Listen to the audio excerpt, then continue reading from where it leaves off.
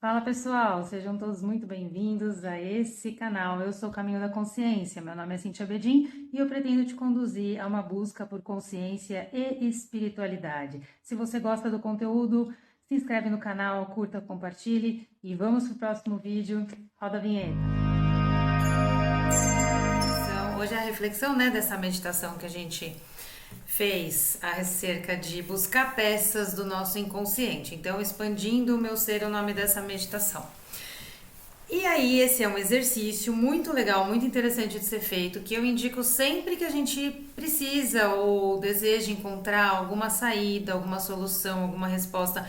É como uma pergunta ao eu superior, sobre caminhos, e a gente vai lá fazendo um exercício de imaginação ativa, que é um exercício da linha junguiana, onde a gente olha para um local canalizando uma resposta e quando a gente abre, essa resposta vem.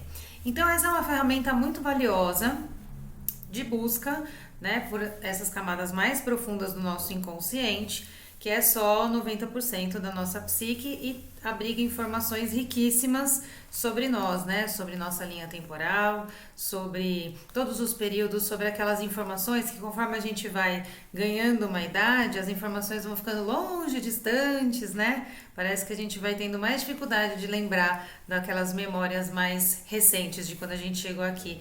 Então, esse é um exercício que ele pode ser feito a qualquer momento que vocês queiram buscar soluções. E também ele é um exercício que vai olhar para o nosso conhecimento, do nosso eu maior, para saber verdadeiramente quem nós somos. Não o papel que a gente está identificado, mas algo muito mais profundo que é esse caminho do autoconhecimento. Então esse é um dos muitos exercícios que a gente tem nesse sentido, de ampliar a visão e a perspectiva que a gente desenvolve sobre nós mesmos ao longo da nossa vida. Bom, eu gosto muito de falar nessa meditação sobre autoconhecimento porque a gente precisa trilhar um caminho, A gente não consegue chegar a uma porção maior do nosso eu se a gente não tiver construído um caminho antes. Então, puxando lá um filósofo indiano que eu gosto muito, Krishnamurti, ele fala sobre o autoconhecimento no sentido de ser uma arte. É uma coisa artística, uma busca que cada vez que você se aproxima mais de quem você começa a se divertir com a situação, você começa a entrar em contato com porções que você se surpreende. E isso traz uma alegria, traz uma felicidade, te coloca em direção ao propósito, a essa busca. E ele fala que é uma arte de se transformar, em si mesmo. Então, sim, é um caminho de busca, para quem tem coragem e interesse, Então, ele diz que tudo que a gente vê, tudo que a gente é, tudo que a gente pensa, o que a gente sente, o que a gente faz na nossa vida diária, vai ser projetado para fora e o mundo vai ser constituído disso. Então, significa que tudo que a gente agrega como elementos internos vai se materializando e a gente vai vivenciando essa realidade. Então, eu digo assim, se a gente tem uma condição interna mais confusa, sei lá, uma pessoa infeliz, se sente triste, melancólica, internamente, essa pessoa vai projetar isso para fora e esse vai passar a ser o mundo dela. Ou seja, se nós formos egocêntricos, mesquinhos, desconfiados, nosso HD interno, nossa psique mais profunda, ela vai refletir isso, como se fosse um projetor de cinema. Vai exibindo esse filme que a gente vai vivenciando como se fosse a realidade última, e essa, então, passa a ser a tela principal da nossa vida. Isso está relacionado a crenças centrais, a outras coisas que eu não vou me aprofundar aqui, mas o que acontece? Se a pessoa acredita num caos, esse caos começa dentro. E do lado de fora, ela passa a olhar, enxergar o caos e pior, ela quer combater aquilo do lado de fora, porque ela entende que aquilo só mora fora. Então, Krishnamurti fala que quando a gente enxerga o tamanho desse caos, e deseja combatê-lo, a primeira lição é identificar dentro de nós, onde isso mora dentro de nós, porque a nossa janela de visão é esse reflexo, né, do interno, e a origem deste caos está sempre dentro, nunca fora. Então, quanto mais a gente tem essa consciência, mais condição nós vamos ter de trabalhar esse aspecto em nós, e uma vez trabalhando isso dentro, ao invés da gente tentar combatê-lo do lado de fora, a gente vai olhar e tentar ajustar alguns pontos no nosso comportamento interno e externo, nas nossas atitudes e na nossa perspectiva de olhar o mundo, combatendo isso dentro. E quando a gente entende que é possível realizar essa vitória, né, acerca de algo que tenta nos dominar do lado de dentro, a gente pode oferecer essa cura para fora também.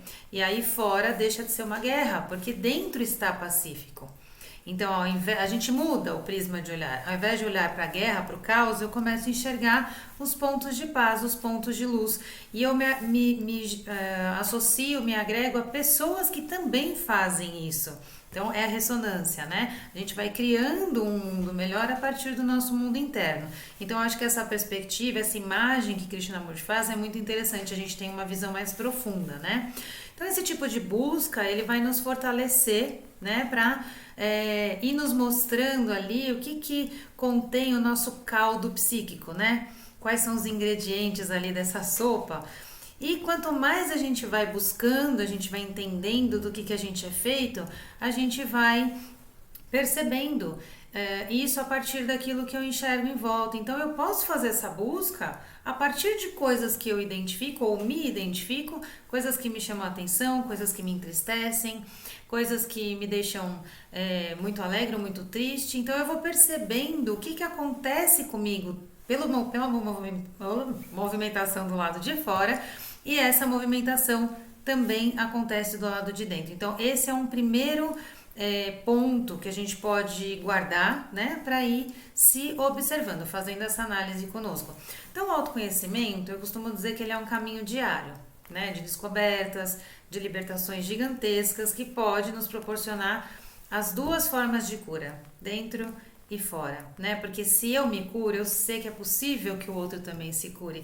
Ele tem que querer, né? E a gente faz ali a nossa movimentação que de maneira consciente ou inconsciente vai chegar no meio que a gente vive, né? Vai chegar no mundo, vai chegar nessa teia do inconsciente, como Jung diria, tudo está interligado, né? São como ilhas de um oceano. Se a gente olhar por cima, essas ilhas estão todas separadas, mas elas têm uma raiz e uma conexão profunda, rochosa, que é a mesma para todas. Então seria essa a imagem do inconsciente, tudo se interliga, e quando a gente muda dentro, a gente espalha para essa rede sistêmica essa mudança, a gente deixa marcas diferentes aqui no planeta. Então, para essa compreensão ficar um pouquinho mais pedagógica, imagina assim, uma pessoa que se sente muito magoada. O tempo inteiro, tudo que acontece em volta, ela vai se magoar facilmente com qualquer situação que seja contrária à expectativa dessa pessoa. E aí, por que ela se magoa, né? Então, dentro da compreensão dessa pessoa, primeiro que tudo vai ser meio que pessoal. Ela não entende como aquele contexto sendo do outro, é algo que vem para me atingir, né? Então, a questão, quando você pode até perguntar para essa pessoa, quem se magoa? E ela vai responder, eu me magoei. Então, a pergunta é, quem será que é este eu? E aí, esse eu não é exatamente essa pessoa, mas é uma construção da imagem que essa pessoa tem de si mesmo, que vai sendo modelada desde a infância. Então, é como se fosse um recrutamento de imagens, né? Tanto uma identificação assim do lugar onde nasceu, né? Observa uma pessoa patriota. Ela tem uma crença, né, conectada àquele país. Comentei ontem aqui, acho que foi até com a Débora, né, a coisa do, ou com a Vivi, não lembro, a coisa do idioma. Quando uma pessoa tem dificuldades com o idioma, o que é isso? De aprender outra língua? Pertencimento. Eu não quero trair o meu grupo, a minha pátria mãe. Então, são bloqueios que a gente vai criando, que vem a partir dessas imagens que a gente compra, né? Que a gente vai montando uma estrutura. Então, essas imagens, não só um patriota, como pessoas que carregam uma profissão. Agora há pouco eu falei do estereótipo, né? Então, um médico. Ele tem que ter uma conduta que corresponda a uma imagem conhecida. É uma regra, não é assim? Isso a gente chama de arquétipo, né? Jung chama de arquétipo. E aquele que ousa fazer diferente acaba sofrendo a rejeição dos que estão nessa condição mais rigorosa do papel. Né? Lembram da história do Doutor da Alegria? O filme Patch Adams é bem legal pra gente ver isso, né?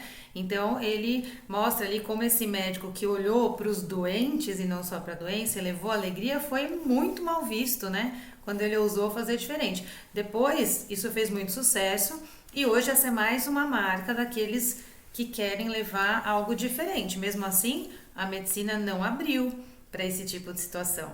A medicina ainda tem a imagem do médico mais cético, né? Enfim, então voltando à história aí da mágoa, né?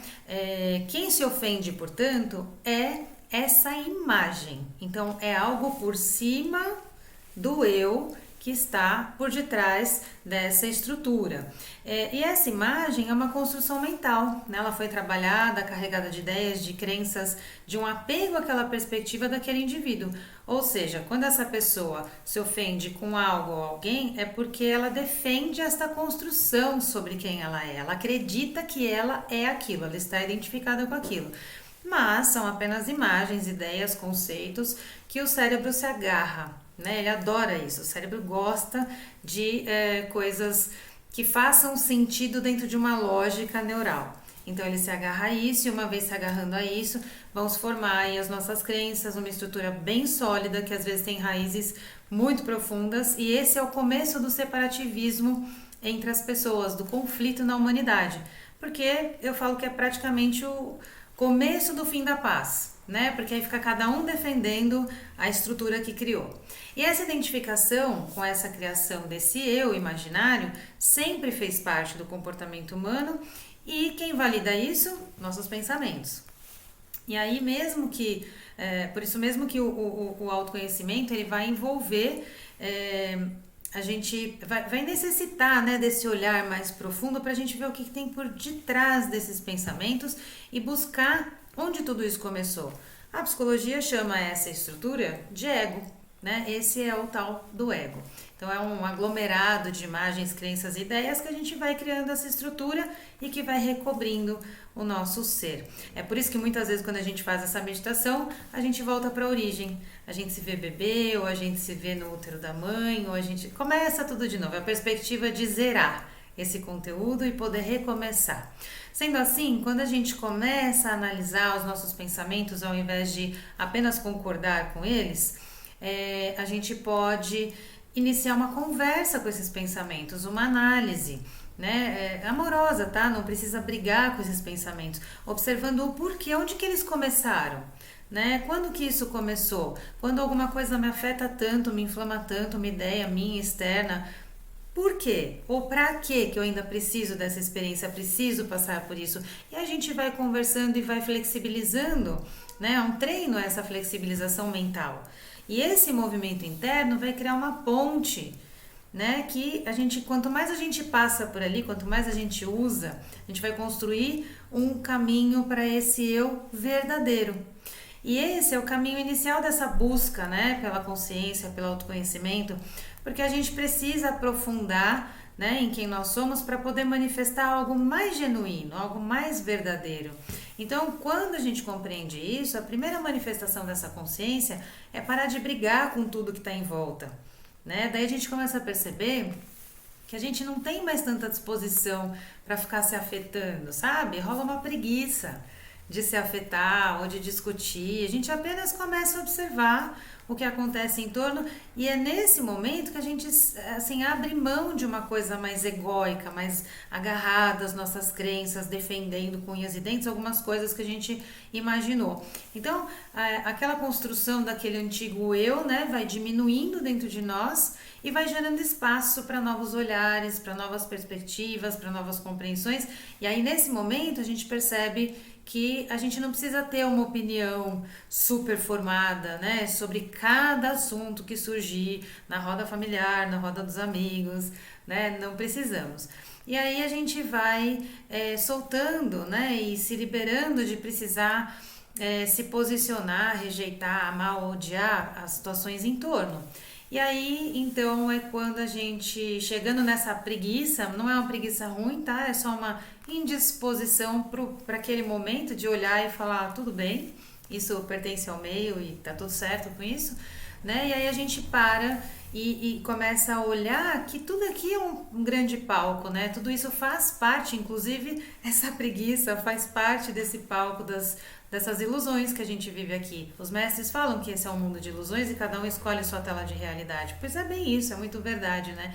Então aqui é como se fosse um teatro onde os atores são temporariamente personagens, né? Assim como nós, mas nós não temos que ficar 100% identificado ali com esses personagens, né? Porque esse personagem tem um nome, uma identificação, ele tem uma família. Na Bíblia é muito importante isso, né? Fulano, que era filho de Ciclano, que veio da tribo de Beltrano. Não tem isso? A extensão ali, pertencimento.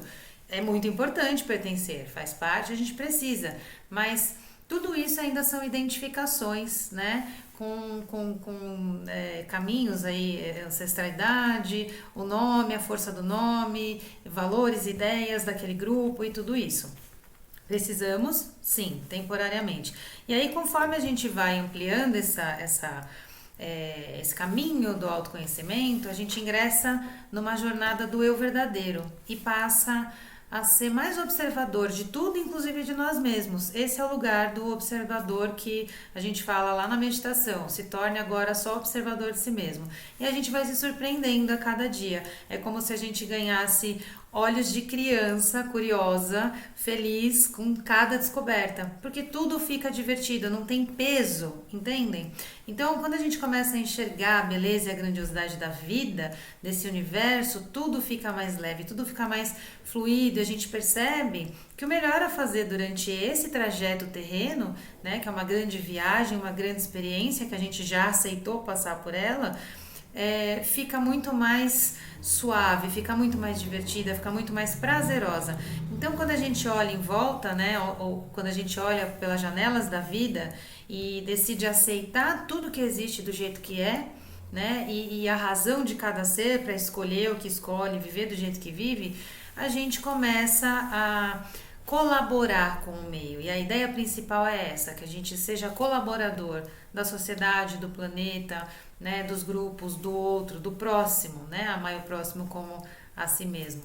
Enfim, dessa forma a gente passa apenas a observar, né, sem julgamento. Quando a gente percebe que a gente sai do julgamento, como é maravilhoso, né? Porque a gente tem uma tendência de julgar impressionante. Às vezes, antes de enxergar 100% da situação, a gente já está julgando, né? Então, quando a gente permite que a coisa se mostre, permite olhar de novo, permite aguardar, né? Tem pessoas que querem ter uma opinião a cada situação que muda ali, às vezes dentro de enfim, um grupo profissional, uma empresa, né, dentro da família. Às vezes a pessoa quer ter, quem está observando sempre quer ter uma opinião diferente. Então, eu falo que esse é o segredo para a pessoa se frustrar, porque ela não permite que a coisa se mostre 100% como ela é e nunca vai ser, né, 100% do esperado ali, do olhar do espectador. Então, quando a gente começa a acessar esse caminho, acessar essa postura do não julgamento, né, e acessar essa postura mais consciente, a gente só aceita tudo, né? E eu não estou dizendo de ser passivo no sentido de não lutar pelo que se deseja. Não, estou dizendo aquilo que nos incomoda, né? A gente pode escolher abrir mão, a gente pode escolher não se afetar, a gente pode escolher eu escolho que as coisas sejam como elas são, eu não preciso interferir o processo de ninguém. Eu não preciso interferir e atrapalhar a experiência de ninguém, porque atrapalhando a experiência do outro atrapalha a minha. Eu canalizo energia para onde eu não devo. Então essa consciência vai trazer para a gente essa condição de entender que não tem necessidade de lutar bravamente com nada do lado de fora. A guerra não é do lado de fora, né? Porque essa mesma pessoa que está lutando bravamente do lado de fora, quando ela começa a ter consciência, ela percebe que ela é parte daquilo. Então, se ela não está separada, combatendo aquilo, ela combate a si mesma. Então, o melhor caminho é trabalhar isso internamente, porque internamente ela vai fazer ajustes e esse ajuste vai ficar muito mais fluido quando ela for se manifestar e partir em busca das suas realizações. Vai poder contar para as pessoas que isso funciona, levando curas, né? Então a única jornada é essa, a maior jornada, né? Buscar em si aquilo que eu desejo mudar no mundo. Não adianta a gente tentar fazer, levar assim um discurso muito bonito se eu não trago uma atitude, né? Terapia de casal, um exemplo. Quando os casais vêm aqui, eu falo pra eles assim, na hora que eles estão pegando fogo na briga lá entre eles, eu digo pra eles assim, cada um vai escrever num papel o que você entende que é ruim no outro. E aí eles começam a escrever e tem gente que escreve uma lista enorme. Aí eu falo, então tá, essa lista é de vocês. Vocês vão só me mandar uma foto pra gente fazer na terapia individual. Só que agora a gente vai trabalhar essa lista em cada um. Se você enxerga isso, é porque mora dentro. Então a gente vai começar a tratar isso a partir de dentro. Se você não corrigir onde você encontra esse aspecto em você, vai continuar sendo o motivo da guerra dentro de casa. As pessoas ficam doidas comigo. Muitas vão embora porque eu faço isso. Mas é verdade, aquilo que a gente enxerga existe dentro. A gente precisa começar a ter responsabilidade até sobre o que a gente vê. E voltando lá para essa situação de não se misturar aquilo que a gente está vivendo do lado de fora, né? Esse lugar mais consciente, mais leve e que eu permito que as coisas sejam como são, no taoísmo a gente chama isso de inação ou não ação. É quando a gente permite, né, esse fluxo natural, sem interferir nem com os pensamentos. Olha que exercício legal, né? Já conseguiu observar uma flor sem falar nada, mentalmente? Sem dizer, essa flor é rosa ou ela é cheirosa, só observa a flor. Tenta silenciar enquanto você faz esse exercício. Né? Por quê? Porque isso é o treino do não julgar a nada. Nem a si, nem ao outro. Não se identificar. Permitir que as coisas sejam como elas são. Então, no taoísmo fala muito sobre isso, né? É não se lançar em cada emoção que passa, né? Não se afogar com essas emoções. É ser leve, é permitir o fluxo, né, da vida correndo livremente. Então eles falam que quando a pessoa se deixa levar, eles comparam ao movimento de uma folha numa árvore, né? Na calmaria ou na tempestade, ela vai ser lançada de um lado para o outro com cada vento que passar por ali. E não é assim que nós queremos ser, né? Nem emocionalmente, nem a gente não quer vivenciar essa experiência a ponto de tirar a nossa paz. Então a gente precisa passar por tudo isso com uma certa neutralidade, né? A gente já passou pela intensidade e hoje estamos aqui porque a gente busca essa neutralidade que vai nos levar para um equilíbrio, né? Evitando que a gente se lance de cabeça em tudo que surgir, ilusões, tristezas, angústias, etc. É por isso que quando a gente coloca um exercício como esse de hoje, a gente começa a observar de onde surgiram as nossas crenças, as nossas idealizações, né? Por que a gente acreditou nisso em algum momento?